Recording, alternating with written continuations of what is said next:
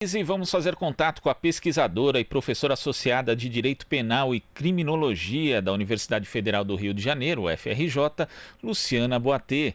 Bom dia, Luciana. Bom dia, tudo bem? Tudo. Obrigada pelo convite para estar aqui conversando com vocês. A gente que agradece sua presença, Luciana. Bom, a gente começa agora com uma informação que chegou há pouco aqui pra gente da prisão temporária da ativista bolsonarista Sarah Winter, né? Ela que faz parte do tal grupo dos 300 e que inclusive alguns dos integrantes fizeram um ataque ao STF com fogos de artifício nesse final de semana.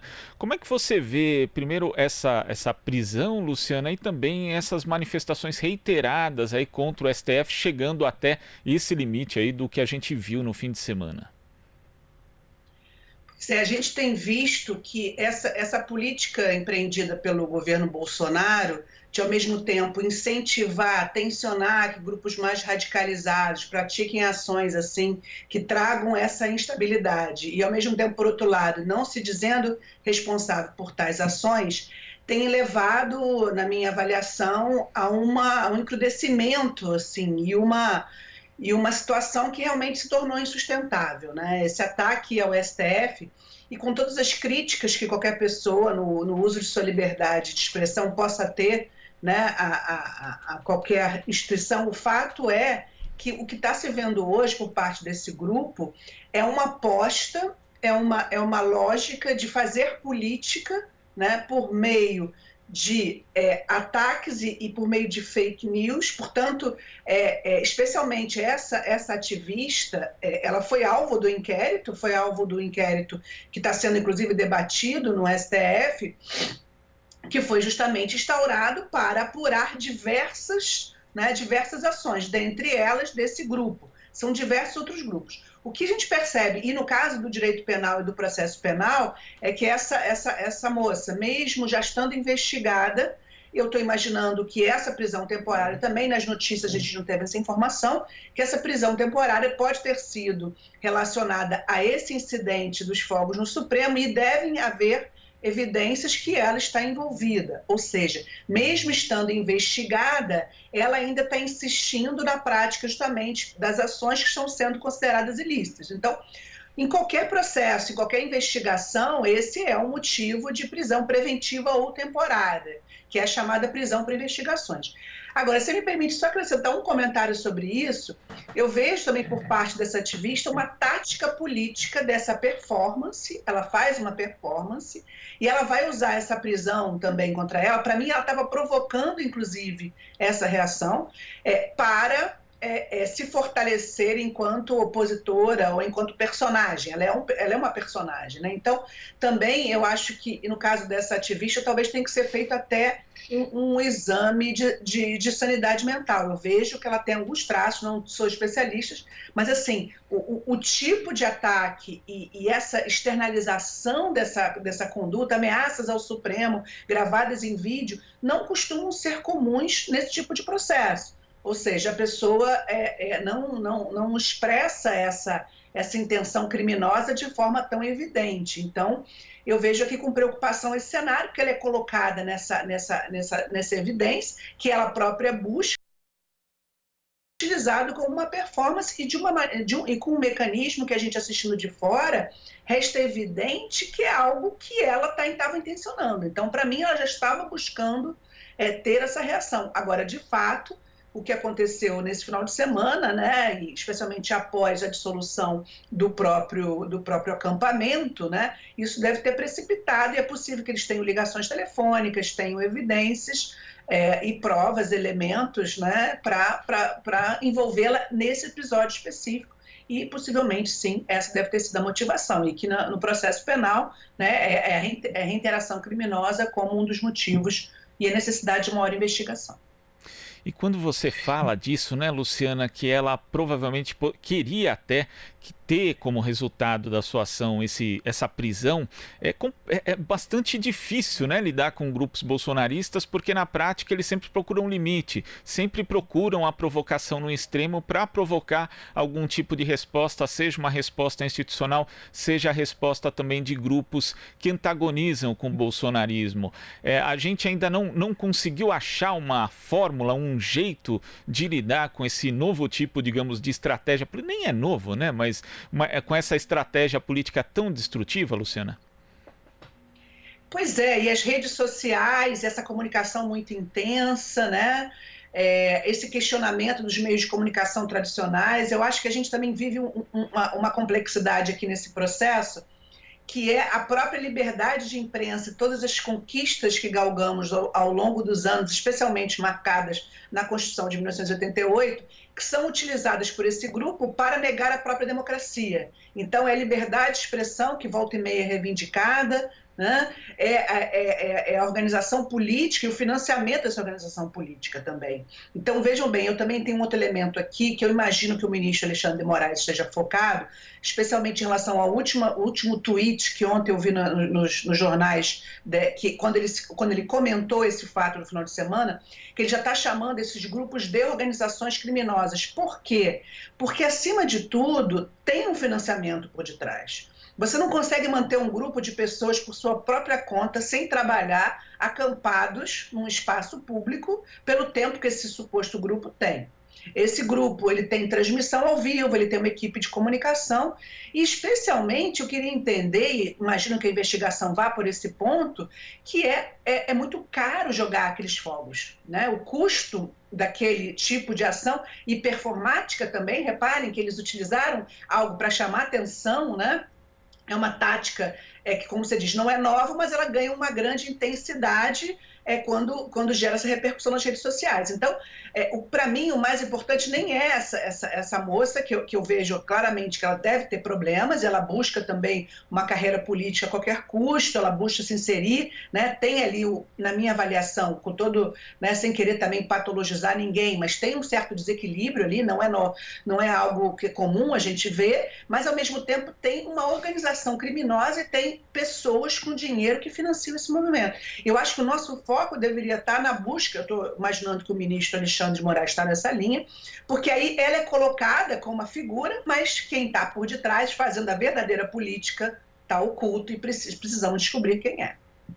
E nesse sentido também de buscar os responsáveis, tivemos, como você menciona, a declaração do ministro Alexandre de Moraes, também Gilmar Mendes, Luiz Roberto Barroso, e na nota do presidente do Supremo, o ministro Dias Toffoli, tem um trecho que é bastante interessante, que ele diz o seguinte: financiadas ilegalmente, essas atitudes têm sido reiteradas e estimuladas por uma minoria da população e por integrantes do próprio Estado, apesar da tentativa de diálogo que o Supremo Tribunal Federal tenta estabelecer com todos. Esse destaque aqui em relação a integrantes do próprio Estado me parece uma referência evidente a membros do Poder Executivo. Depois nós tivemos até, inclusive, uma manifestação do ministro da Justiça tentando legitimar o que seriam, né, esses protestos, dizendo: devemos agir por este povo, compreendê-lo e ver sua crítica e manifestação com humildade. Na democracia, a voz popular é soberana. Quer dizer, existe aí uma referência, né, pouco velada, inclusive, Luciana, a integrantes do próprio Executivo, e um dos integrantes do Executivo dá esse tipo de resposta, legitimando um ataque ao STF na prática. Como é que você vê essa situação, Luciana? Bom, é um aparato né, de poder, ou seja, é um grupo político que é composto por Bolsonaro, mas tem vários outros interesses em jogo.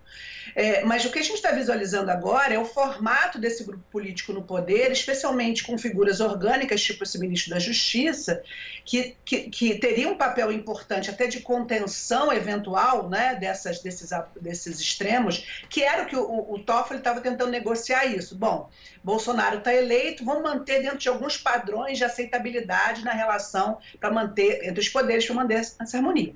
Essa declaração do ministro da Justiça ontem, legitimando, e naquela linha que eu expliquei aqui, é o discurso da liberdade de expressão sendo usado contra a própria democracia e contra os princípios da dignidade humana que sustentam a própria liberdade de expressão.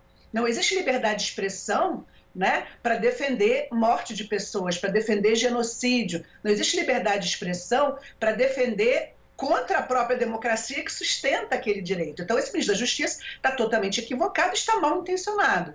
Mal intencionado, porque ele foi colocado ali para esse papel. Em relação aos tribunais, eu acho que está havendo um esgotamento. Toffoli, então, era um dos que estava mais, assim, vamos dizer assim, se esforçando para se manter dentro de assim, alguns acordos e pactos, e a política brasileira é construída em acordos e pactos, né? Nós vemos como são acordos e pactos da elite por cima que definem a política nacional.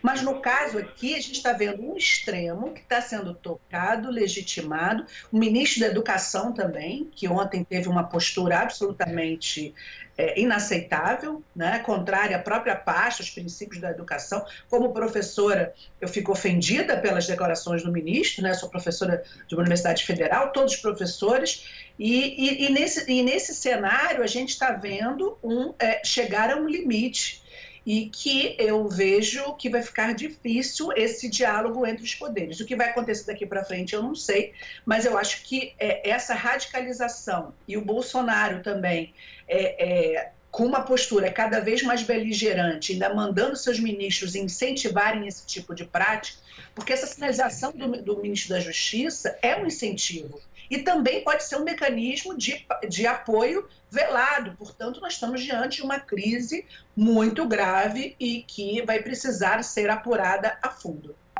E dentro desse clima de confrontamento, a gente tem também o papel dos militares, né? Os ministros do Supremo Tribunal Federal já vêm se manifestando a respeito de uma tese bastante esdrúxula, né? A respeito da interpretação do artigo 142 da Constituição Federal, que há pessoas que julgam que aquilo ali justificaria uma intervenção militar do ponto de vista até legal. Obviamente, os ministros do Supremo estão se manifestando de forma contrária a esse tipo de interpretação. Tivemos, depois disso, aí, uma nota conjunta do presidente Jair Bolsonaro, do vice Hamilton Mourão e também do ministro da Defesa, Fernando Azevedo Silva, meio que contestando justamente o Supremo Tribunal Federal, e ainda tem a entrevista do general Luiz Eduardo Ramos, à revista Veja, fazendo uma ameaça também pouco velada à própria oposição. Como é que você vê o papel dos militares dentro desse governo Bolsonaro nesse clima de confronto, Luciana?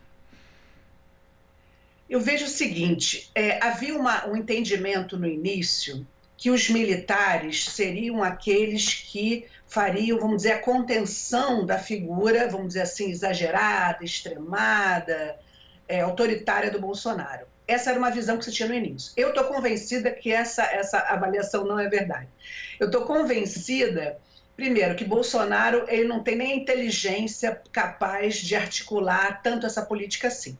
Para mim, essa política hoje do governo Bolsonaro, ela é articulada por esse grupo representado por esses militares. Tivemos algumas dissidências, militares que saíram. Para mim, os militares que saíram ainda eram os mais moderados ou menos radicalizados. São militares que se acham vivendo em outra ordem, que não a ordem constitucional de 88. São militares ainda criados na cultura autoritária da ditadura empresarial militar que se iniciou em 64, que negam a Constituição. Então, a gente está vivendo aqui também, para mim, um reflexo de não ter realizado profundamente a justiça de transição e a necessária responsabilização pelos crimes praticados durante a ditadura.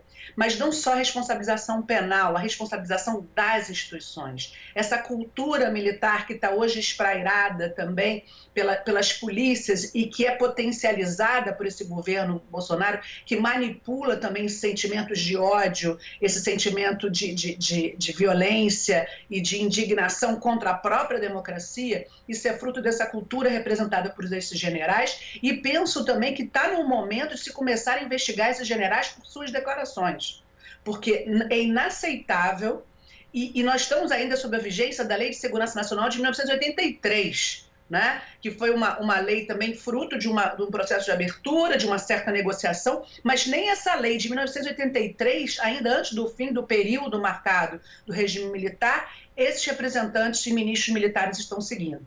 Temos militares na ativa no governo, que já é uma defecção, que já é uma contradição. O artigo 142 é muito claro, o Supremo disse o óbvio, e nem o óbvio, repetindo o óbvio, essas pessoas parecem entender, porque eles não têm a leitura e não se entendem regidos por uma Constituição Democrática de 88. Eles ainda estão com a cultura militarizada, autoritária e irresponsável, porque não é possível estar no poder e defender contra as próprias instituições que deveria estar defendendo. Então, eu acho também que já passou do momento de a gente parar de olhar só para o Bolsonaro e ter um olhar bastante crítico e enérgico para declarações e para as ações que esses ministros e a responsabilidade das Forças Armadas como um todo. O general nos Estados Unidos foi lá se manifestar após ter sido criticado internamente por sua postura naquela manifestação absurda de Donald Trump no momento das manifestações antirracistas nos Estados Unidos. Está na hora desses generais, dessas pessoas que estão ocupando cargos nos ministérios vindos da área militar, de serem também responsabilizados. E das próprias Forças Armadas serem também chamadas a definir. São essas pessoas que estão hoje no governo representam o pensamento dominante das Forças Armadas? É isso que eu queria saber. Porque se essas pessoas estiverem representando, nós temos um problema muito grave no país.